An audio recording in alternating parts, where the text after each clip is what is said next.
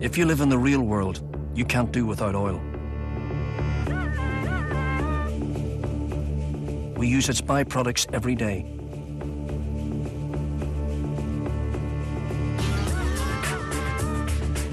But the easy oil has long since been found, and world demand is ever increasing. So now oil companies must scour the ends of the earth to satisfy our thirst for fuel.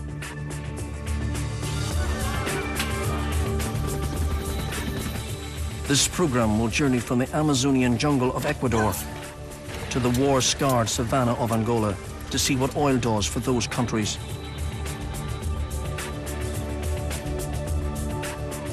Oil could bring blessings to the poor in the developing world. All too often, it's a curse.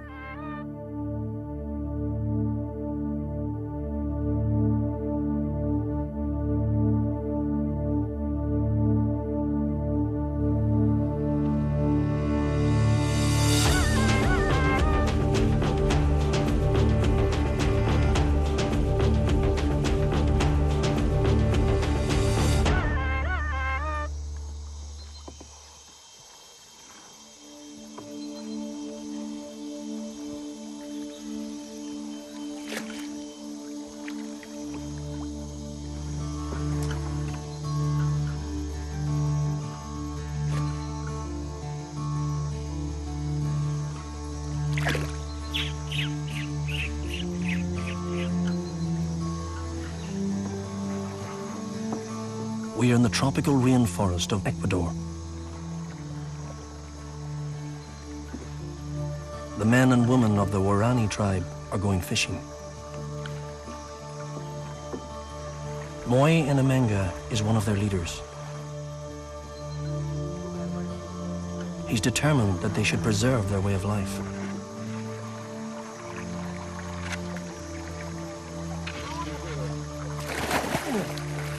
Moy believes that oil would be a curse to his people.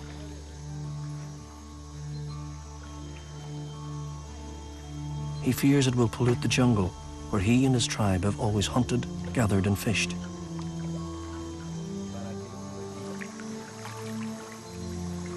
Moy's tribe numbers about 1,500. 53,000 people work for the multinational oil giant formed by the merger of Chevron and Texaco. Headquartered in California, David O'Reilly is chairman of this $100 billion company. Well, I've heard of the curse of oil, and I don't necessarily subscribe to it. The role that oil plays is either a positive one or a negative one because of the way countries are run, not because of the existence of oil itself. On the far side of the Atlantic, on the west coast of Africa, these people are also fishing. They fish as they have for hundreds of years. Portuguese explorers, British and American slavers would recognize this scene in modern Angola. They are hauling in their nets within sight of Chevron Texaco's offshore oil rigs. But this oil wealth has not touched their lives. Today's catch is all they have to live on. The wealth doesn't get distributed to some of the people that could benefit the most or need it the most. And that's clearly an issue for our industry and for our company.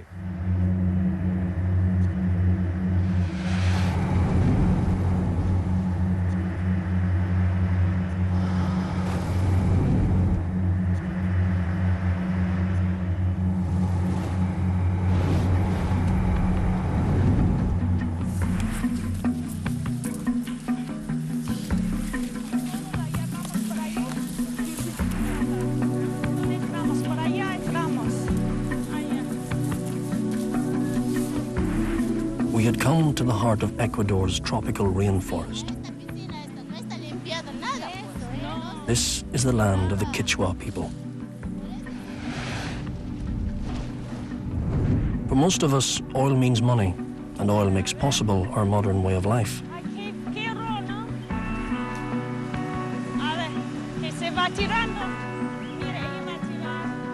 Try telling that to the Quechua people.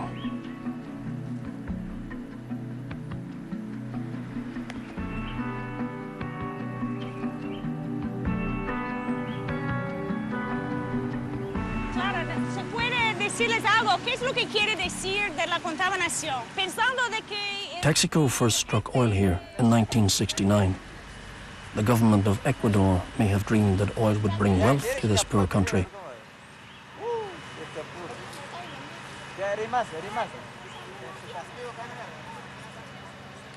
But nobody consulted the Amazonian Indians, and it is they who are now paying the price of oil.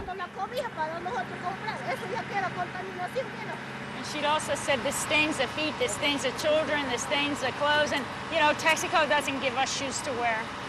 And then she was saying, this goes into the stream. It makes you dizzy like you're drunk.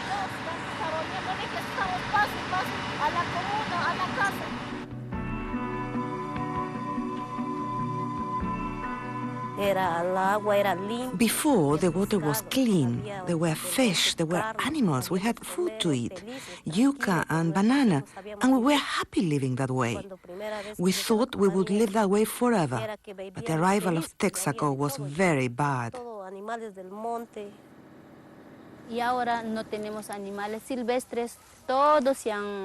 All of the wild animals have gone.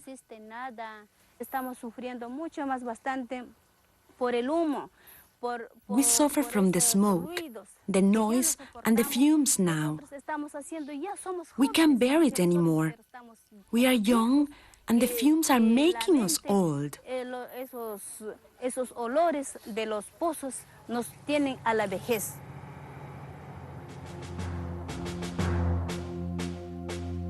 When oil was first discovered in the rainforest region of Ecuador, it looked like the beginning of a beautiful friendship. The current dictator cut the ribbon.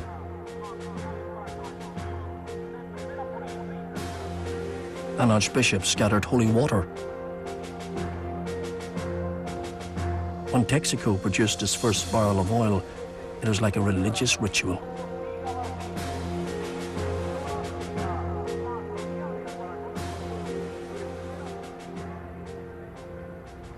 All too often, oil is failed to bring wealth to developing countries like Ecuador.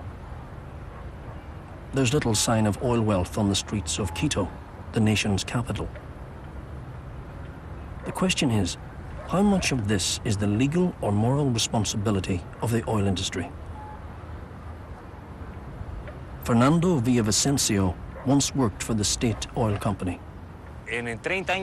Over 30 years of oil production, Ecuador has exported approximately 3,000 million barrels of oil and received $50 billion.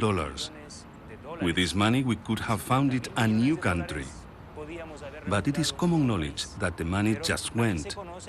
The upper classes and the multinationals took all the money.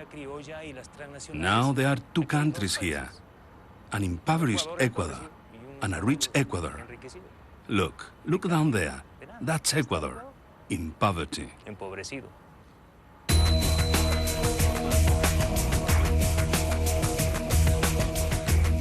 For the next chapter in this story, we headed for Ecuador's border with Colombia. Our destination was a little provincial town called Lago Agrio. It was one of the first places to find oil. Lago Agrio means bitter lake.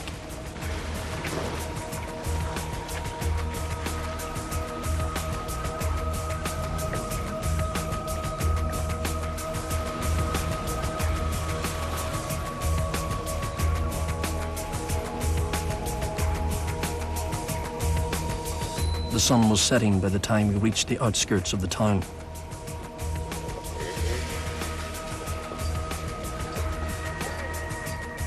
There's a Foreign Office advisory for business travelers and tourists. Avoid this place. Above all, don't go out after dark. The reason is the FARC guerrillas, who control the cocaine trade in southern Colombia. A lot of them go on leave in Lago Agrio. And crime, kidnapping and murder spill over the border.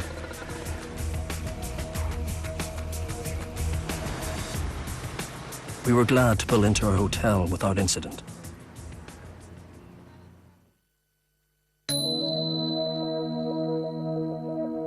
next morning, plane loads of interested parties were converging on Lago Agrio. A potential $6 billion lawsuit against Texaco was about to be heard in the local court. The New York Times, the Washington Post, the LA Times and Reuters all sent correspondents to cover the first day of the Texaco trial. Today, it isn't just the world economy, but also public opinion and corporate liability that are being globalized. Cristobal Boniface is the lawyer who 10 years ago filed the lawsuit in New York on behalf of 73 local Ecuadorian plaintiffs. Stephen Donziger is an American attorney assisting him on the case. Welcome, it's great to have you. Fundamentally, Texaco came into this country in 1969. And this was a virgin territory, this is pristine rainforest. And they decided not to use the same precautions that are used in the United States to produce oil. Texaco left 627 open-air pits. The ponds are still there, the rivers are still contaminated, the roads are full of oil. It is the worst ecological disaster in the hemisphere. It is. There's nothing like it. What makes this trial echo around the world is that Boniface has won a landmark ruling in a US court, that if the plaintiffs win their case against Texaco in Ecuador, damages will be enforceable in America. It's a hugely important precedent, and one that could cost the oil giant billions. No wonder our hotel was overrun with lawyers, lobbyists, ecologists, and reporters. Well, we don't like circumstances such as the Ecuador situation to occur. It's never a good thing to have a dispute going on. But in this case, we're pretty resolute. By early morning on the first day of the trial, the courthouse was already ringed by police.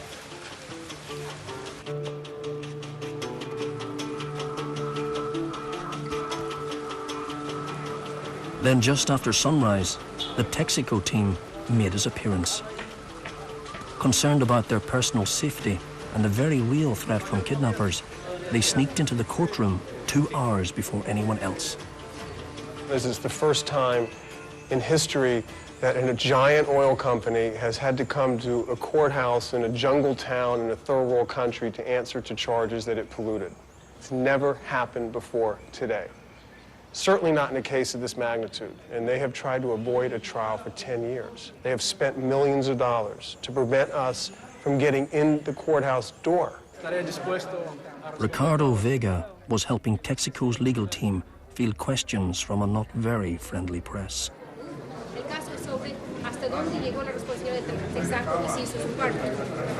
It's easier for trial lawyers to go after companies and attack their reputation and see if they can get, multi-million-dollar settlements.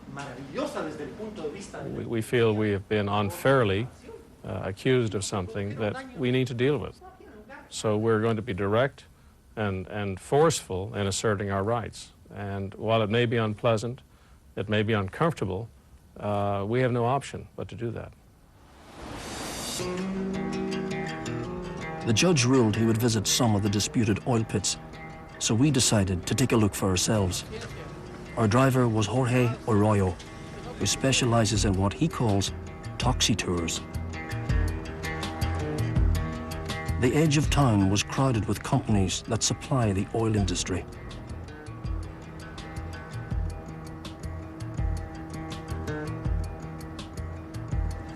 At times, the paved road gave way to dirt top.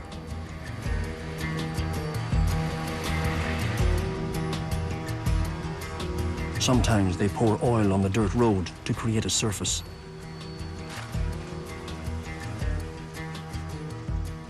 We finally arrived at a former Texaco facility. When the security guards saw our camera, they stopped us from going any further. So Jorge took us across the road to a little house where Rosa Matango lives with her husband and children. Buenos días. Rosa, who is one of the plaintiffs in the Texaco trial, told us that the oil operations begun by Texaco had polluted her land and made her sick. I am ill. I feel like they are the lion and we are the mice. We are poor and insignificant to them. To get to Rosa's patch of land, you have to go through the oil station. We followed her across the road, but we were not allowed in. So later that afternoon, Rosa took us round to the back of the plant and down the muddy banks of a stream. Heavy rain began to fall. She showed us how oil had soaked into the earth and how it had polluted the water.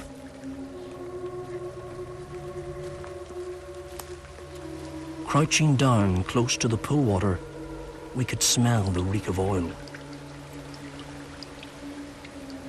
We crossed the stream and got to the other side of the gorge.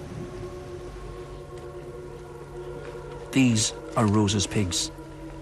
Their backs and sides were covered in oil. Below her land is the main river. La contaminación de parte del tiempo del Texaco, por eso está bien hondo. The contamination began with Texaco and is now about 1 meter deep. It is deposited here, where it gathers, before flowing into the river.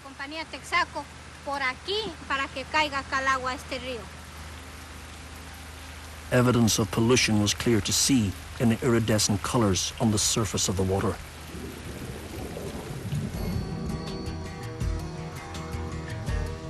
We found Hugo Oreño's house in San Carlos, across the road from what was once a Texaco facility. You have to drive over an oil pipe to get to his home.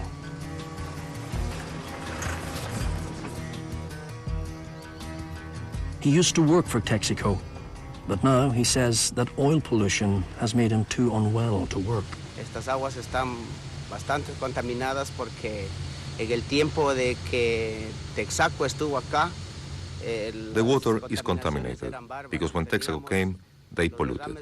There were oil spills on the land and the roads were deliberately covered in oil. So when we used to go to town, our clothes would get covered in oil. I used to work in the southern extraction station. There were no controls. Entonces no había ningún control.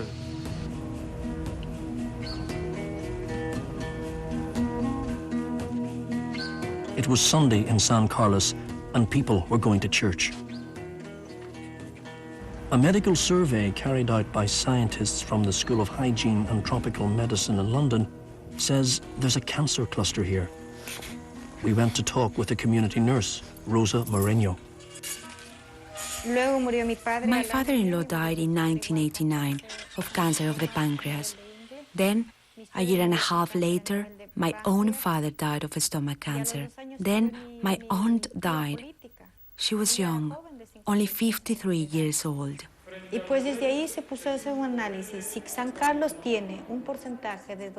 turned out that San Carlos, with a population of 1,500 at the time, had twice as many cancer cases as the Pichincha main province of Quito. El cáncer estaba 2 veces más que en esta población que comparada con la población que tiene Quito, Pichincha, o sea que es la capital. O sea, acá morían. Today, we realize that we are contaminated by the oil companies. Hoy la gente hemos hecho conciencia, especially Texaco, and that they have caused a lot of damage. La Texaco nos dejó haciendo mucho daño. Texaco denies these charges. There's no indication of any adverse health impact on the residents of the Oriente that can be linked to oil production activities, but they have a very serious problem with regard to the lack of proper hygiene and proper infrastructure, and we are sympathetic with that, but we don't accept that we are responsible for this situation. Amateur video shot 12 years ago shows clear evidence of pollution. But can all this be blamed on Texaco?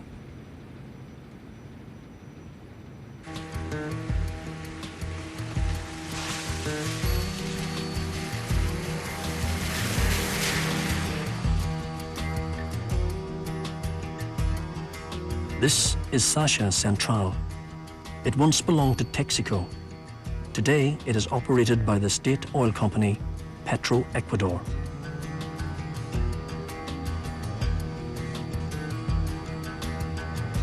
The management could not or would not talk to us, but they did allow us to take pictures of the installation. The plant seemed clean and well managed, but some engineers told us that underinvestment is causing widespread pollution. They showed us machinery that was 30 years old. The firefighting equipment belonged in a museum.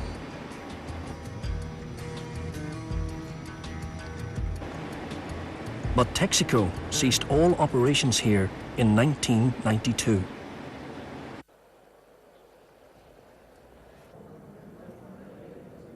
Until that year, Texaco had been keen to renew its old contracts. Instead, Texaco was in effect nationalized. The government handed all its installations over to the state-owned oil company, Ecuador. It was later agreed that Texaco would spend $40 million cleaning up some of its sites. Ricardo Vega was Texaco's project manager for the cleanup. I spent 3 years in the jungle, and we had a certification process on a side-by-side basis. Everything that they asked us to do, we did it. Ecuador was supposed to assume responsibility for all other sites. We cannot be responsible for things that Ecuador and the government assume full responsibility for the future.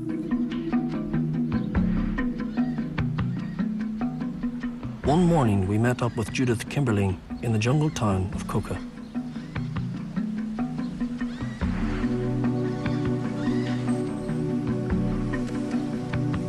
Ecuador is supposed to have cleaned up a number of Texaco's old oil pits. Judith Kimberling was going to take us to see part of that cleanup. We piled into Jorge's pickup truck and headed out into the country. We're going to Comuna San Carlos. This is an indigenous community that's really been very seriously affected by the development that Texaco began and is now continued by Ecuador's national oil company, Ecuador.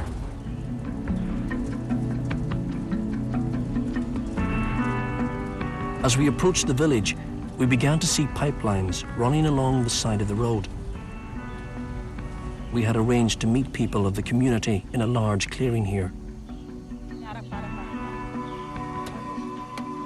Judith Kimmerling has been coming here for a long time. Buenos dias. Buenos dias. When she first asked about pollution, nobody knew what she meant. Buenos dias. There was no such word in her language. Buenos dias. Buenos dias.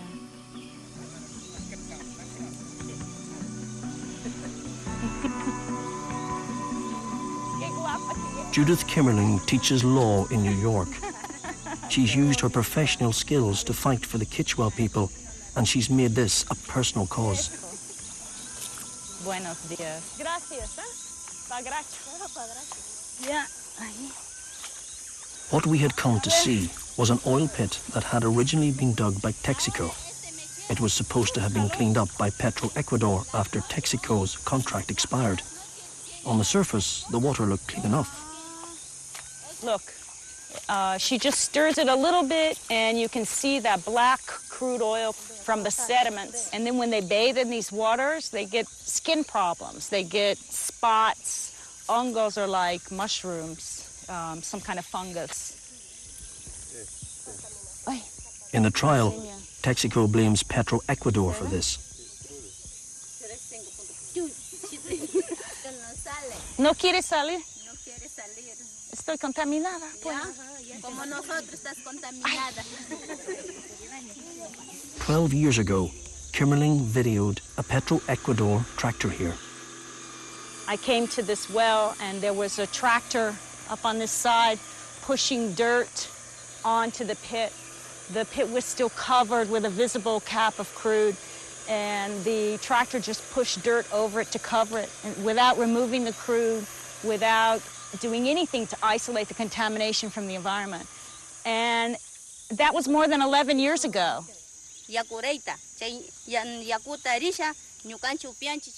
There is still a lot of contamination. We want it all cleared up.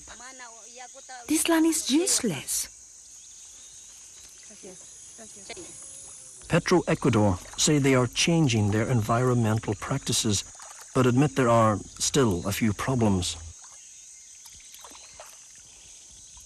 We wanted to get the water analysed, so before we left, Judith Kimmerlin filled 2 bottles with water from the pond. Did you get the cap? And my hands.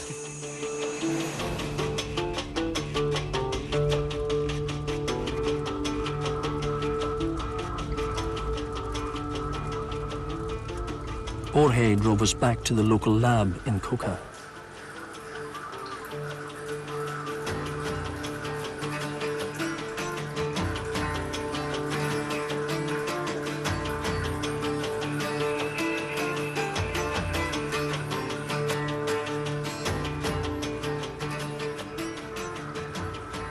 Juan Haro Alvear supervised the tests for us. Previous results have set a troubling precedent. Nosotros hemos trabajado en algunos tipos de investigación. We have undertaken many experiments to determine the quality of water in this area, and we've investigated the overall impact of the oil industry. Sea el asentamiento humano como la actividad petrolera. Bueno, como te decía, Of the pollutants we found from oil production, we've detected critical levels of heavy metals, like cadmium, nickel, and lead. Como metales pesados, cadmio, níquel y plomo.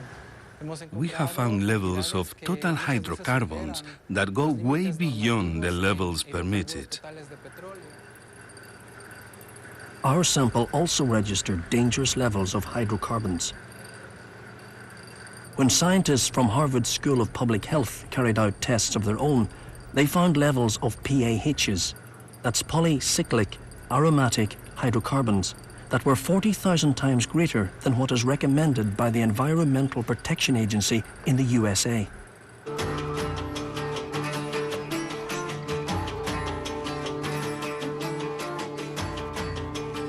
We were back in Lago Agrio, where the Texaco trial was continuing. Outside the courthouse, things were getting lively. The demonstrators were passionate, colourful, and, this being Latin America, about an hour late. We spotted Rosa Matango in the crowd, and we also saw Rosa Moreno, who runs that clinic in San Carlos. Inside the courthouse, the judge listened for 3 hours as Texaco's lawyers read out a statement arguing that Texaco's oil pits did not break the laws of Ecuador and caused no substantial pollution. Texaco applied international operational standards prevailing at the time we operated, 60s, 70s, and 80s. Pits did not present any lasting environmental problems with regard to impact on people or impact on the crops. Vivid, eloquent, and passionate, the plaintiff's attorney attacked not only the legal basis, but the morality of Texaco's cleanup agreement with Ecuador's government. That agreement frees Texaco from ever being sued by the Ecuadorian government for these damages, but it doesn't free them from being sued by the people who were affected, who had nothing at all to do with the government's decision to make this agreement, which quite frankly astounds me and is against the best interests of its own citizens. The outcome of the trial could change the way oil companies and multinationals operate abroad forever. Because if at the end of this year the plaintiffs do win, they can recover damages in the USA. But in a global economy, world opinion is almost equally important. People sometimes ask me why Chevron Texaco just doesn't settle this. You have protests in your shareholders' meetings. Why you just, settle and get rid of that? We can't just settle. It's because our reputation is more important than just getting rid of any political or emotional pressure. The only language they truly understand, I have found in my experience, is the language of money and harm to reputation. And if we can expose what they've done to enough people around the world so their reputation is damaged, I believe they will reach a point where they will come to us and say, let's sit down and deal with this problem. Whatever the outcome of the Texaco trial, oil companies are already changing their values because it is no longer enough to simply take care of business. Based in Ecuador, Mark Thurber advises oil companies on the social and environmental impact of their operations.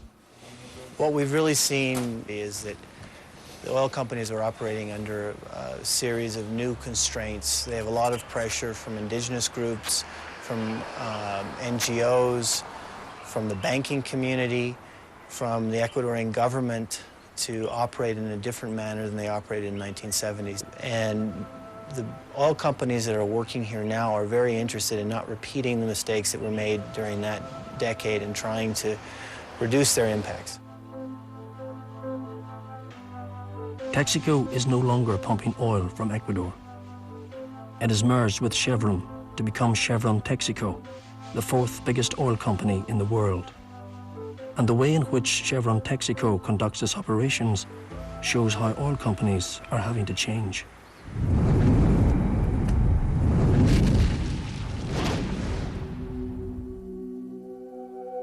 By 2015, a quarter of America's oil will come from Africa.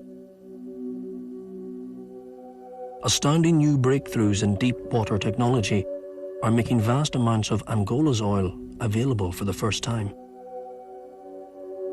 Chevron Texaco is a major player. It recently paid a $300 million signature bonus for the right to exploit one block. Most of the oil lies off Cabinda. Cabinda is an enclave separated from the rest of Angola by a tiny strip of the Congo.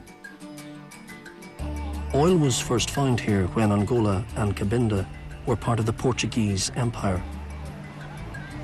The colonialists left 30 years ago, but there's precious little evidence that oil wealth has trickled down to the people since then.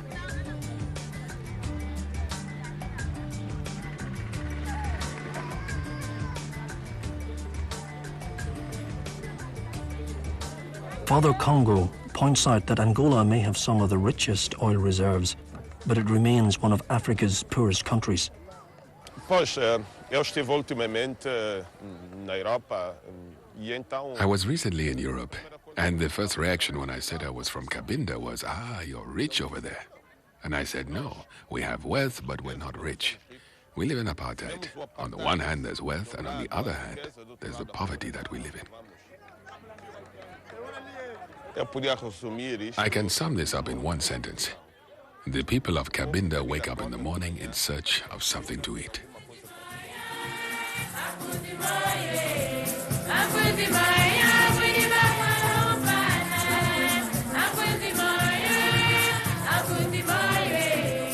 This is one of the hymns Father Congo writes in Fiat, the local language.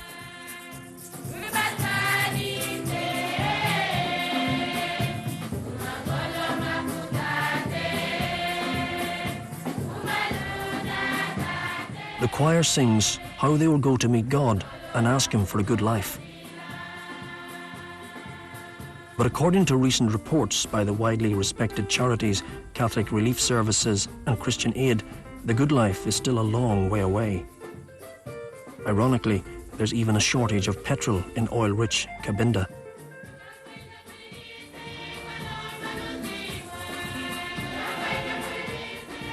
Almost any day, there are long queues at the petrol pumps, because almost every day they run out of petrol. So where does the money go? The oil revenues are paid directly to the Angolan State Oil Company, headquartered in the nation's capital, Luanda. And you can see the evidence of the oil wealth here. You can see it, or rather you don't see it, behind the high-walled gated compounds where the 100 elite families live. You see it in the beachfront bars, where expats soak up the sun. Almost everyone else lives in shanty towns, where, according to the campaign group Global Witness, 1 in 4 children die before the age of 5.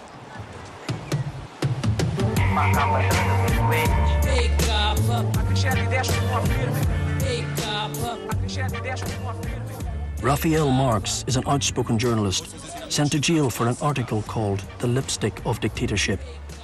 In it, he criticized Eduardo dos Santos, Angola's president for the last 25 years. So this is just to see how people live in the real Rwanda.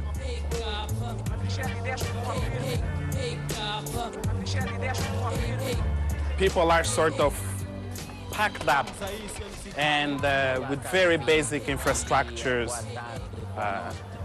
no roads, no sanitation. Desde já, agradeço a escolha. Para a tua boa informação, estás a 1400 metros de profundidade. Estás preso no lodo do petróleo bruto. Calma, tá bem. Just look, and no sewer system, it's all open. 90% of the people live in these conditions.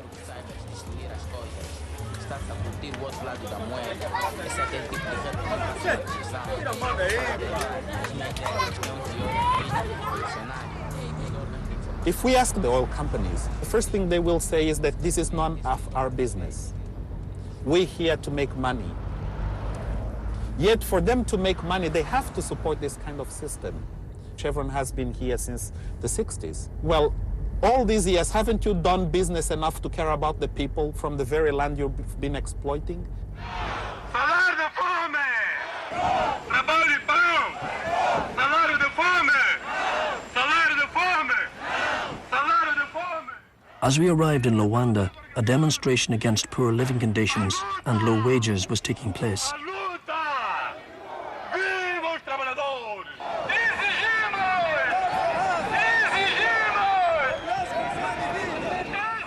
What fuels people's anger is an audit of Angola's oil revenues carried out by the International Monetary Fund, which showed that $4.2 billion has simply vanished into thin air. Scott Campbell works for Catholic Relief Services. There are secrecy clauses about the payments that the oil industry gives to the government for rights to drill and extract oil. Those clauses prevent the population in Angola to know how much their government is receiving on their behalf. In the US and other Western countries, these kinds of agreements are very open and transparent. And yet overseas, these same countries, these same corporations are not signing on to transparent agreements. When asked about this lack of transparency and the missing billions, Angola's government says, in effect, that it has lost the receipts. This is accounting problems. Our capacity to administer is still very weak, and this is why we are getting assistance from the World Bank, from the IMF, and it will continue to be so. So there is no missing money whatsoever. There is accounting problems. To make up for the failure of government, Chevron Texaco is now putting its own money into development schemes. We are doing things to help the country develop, and the most recent initiative that we've pursued is when peace came, when the Civil War ended, we saw a unique opportunity to help play a role. To see how Chevron Texaco was spending its money, we flew to Quito, in the center of Angola.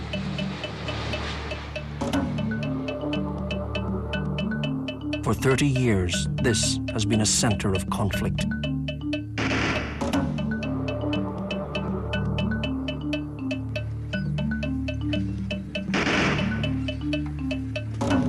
There are so many unexploded mines that some foreign aid workers travel around in a Casper.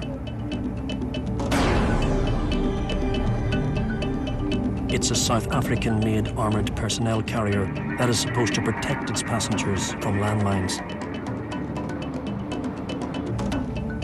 It's still dangerous here. 5 months before we came here, 6 aid workers were blown up and killed.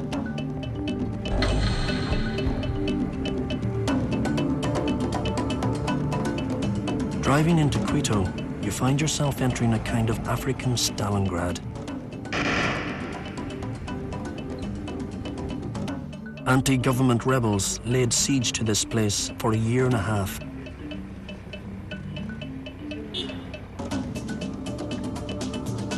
It was, of course, oil that made Angola worth fighting for, and it was oil that enabled the government to buy the mines and the weapons that prolonged that war.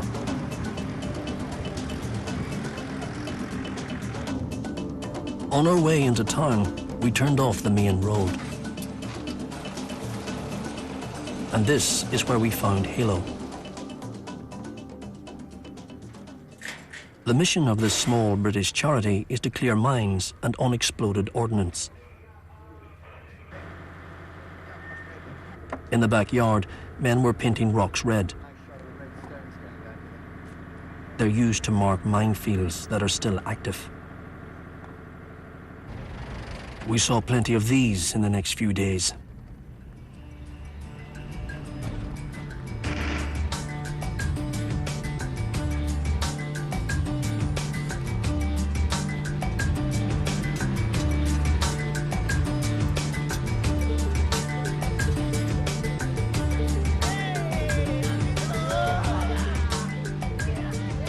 On the edge of town, we found ourselves on a dirt road, driving through elephant grass. And then we saw the tanks up ahead. Is this where your clearing is going on now? Oh my God, look at that. They had been rebel tanks. You could see how it had happened. The lead tank had run into a mine. The next 2 tanks swerved off the road to avoid the mines, but they had fallen for the trap.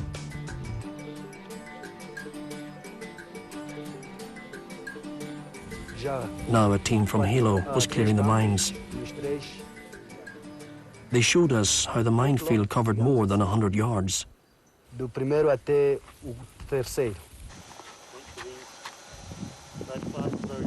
We followed Alexander Batten and his Angolan colleague, Gabriel Marx, into the field. This is where we would have destroyed an AT mine, quite a big hole. So we're now entering the current task. Red and white sticks indicate the perimeter. The uncleared areas are to the left and to the right, where we haven't cut the vegetation is uncleared. Very dense minefield.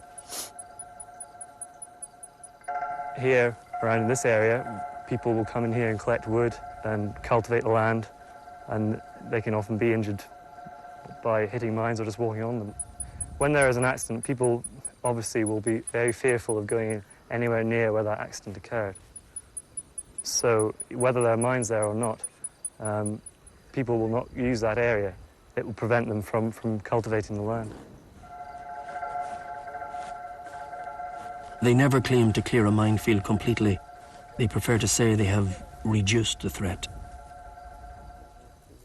Mines are such a curse because whether they are in the ground or whether there's the fear of them in the ground, they just completely stop a community from developing, stop a whole country from developing. They will, link the detonator to the explosive. We were surprised that no oil money is finding its way to mine-clearing charities like Halo. We were 100 yards away when they detonated the mines, but we could still feel the blast.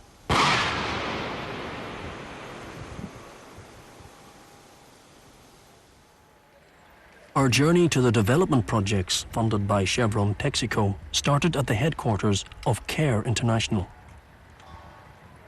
To protect us from landmines, our four-wheel drive had armour plating underneath it. Kenneth Chimwazo was going to show us some CARE projects that the oil companies are funding. In the next 2 days, we are going to see some of these projects funded by, oil companies,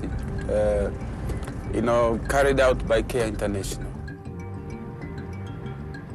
Like everyone here, Ken has a story.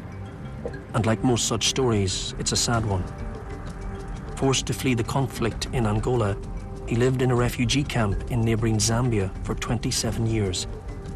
He returned to Angola when the war ended, but his wife and children still live in Zambia. He misses them terribly. Today, he was very worried about one of his sons who was sick in hospital thousands of miles away. If oil money can help heal Angola's wounds, Ken's family may be able to reunite one day. The oil companies are here, so they have to see Angola develop. And they are very much interested in agriculture activities because it's the backbone of the nation.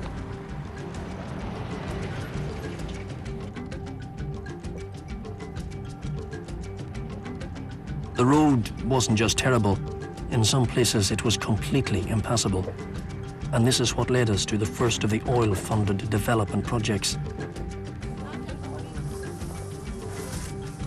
At first glance, it looked like a food handout.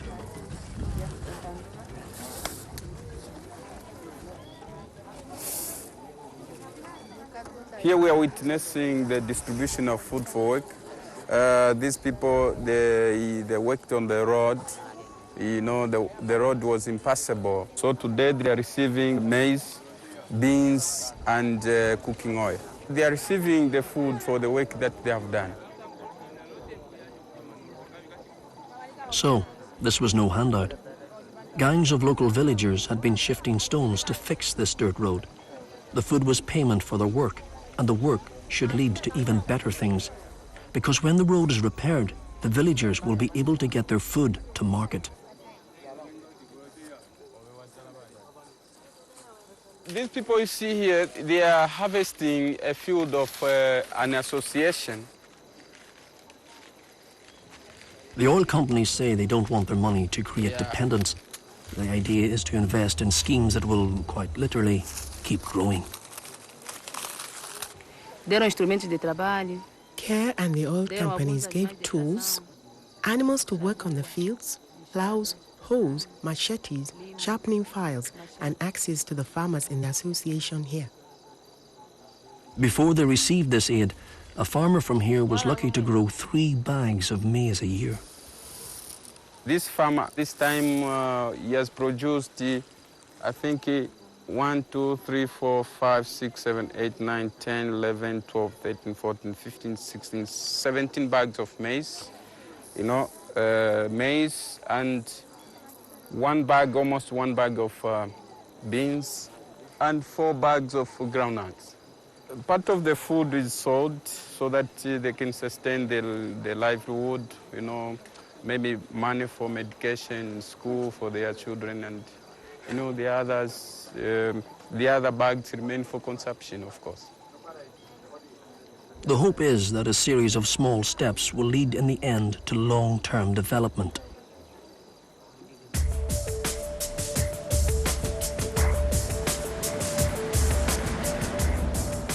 Chevron Texaco believes that the best long-term investment it can make is in human capital.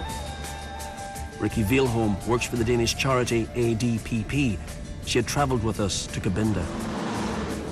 Today we are going to a school which are training teachers of the future.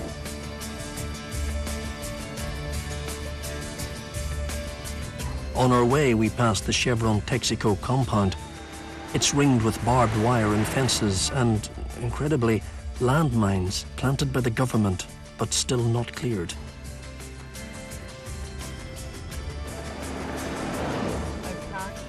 Ricky Veilholm thinks this teacher training college symbolises the new approach that oil companies are taking. I don't know if it is off the record or what, but they said as a slogan, don't bribe a single person, bribe the whole nation, in a good sense of bribing. Because if you can actually manage to make good things for the whole nation, it's much better for your business. Natasha Kwakwa is a young British volunteer. This is one of the very few primary schools in the area. Our students are here doing their school practice, and through this practice they are learning how to work with the children for the very first time.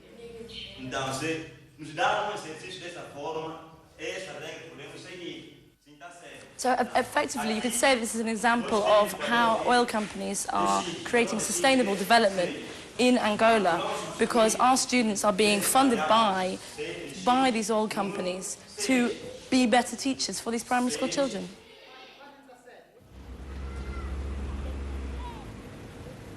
After 2 years in the teacher training college, students are sent out into the country to teach in village schools. They stay there for a year. They like to say that one of these teachers will need 2 heads, one for the classroom and one for the community. And it's part of getting the certificate that you have 2 heads. So don't come here and only have one. You have 2. Yeah, we have a lot of projects. At this moment, we're trying to dig a hole. So with this hole, we're going to build a small work closet. In this village, another teacher is trying to grow pineapples, while another is organizing a football field.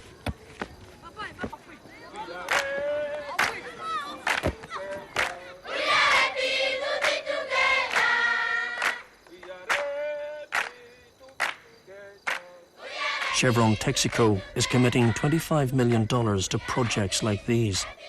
They call it an investment in the future. I think of it as good for business.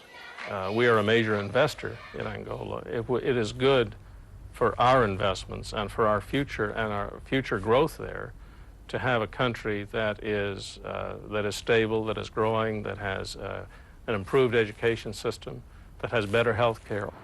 Maybe there's a tinge of idealism in there because this is something that hasn't been tried before, to my knowledge. And we're proud to be part of that. But according to Chevron Texaco's critics, $25 million is peanuts when lack of transparency in government accounting allows $4.2 billion in oil revenue to vanish without a trace. Catholic Relief Services did not accept money from Chevron Texaco because we wanted to be very free and at liberty to pursue our advocacy campaign for transparency. We support transparency. Periodically, we see frustration at the local population level that is of concern to us, and one of the reasons why we believe that good governance and good institutions and transparency is good for our industry.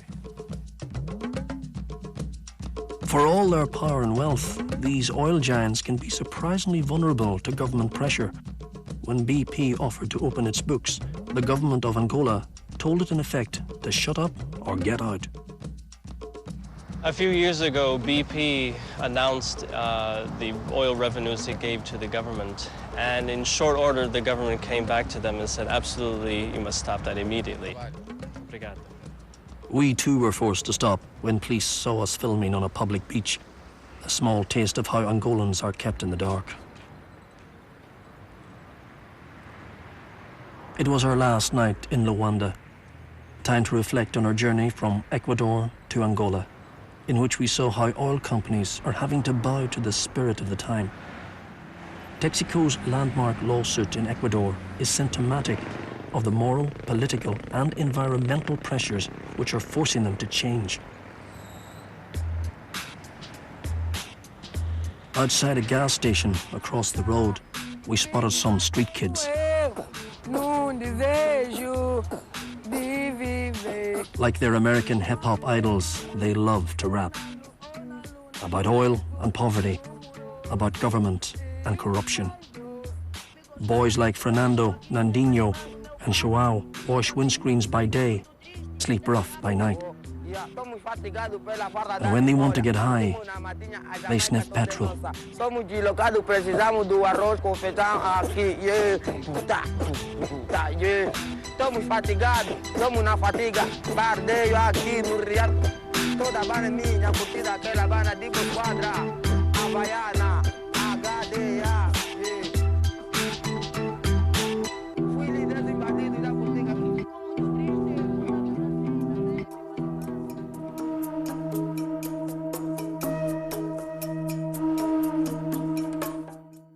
You can see the next part of The Curse of Oil tomorrow at 1:30 here on BBC4.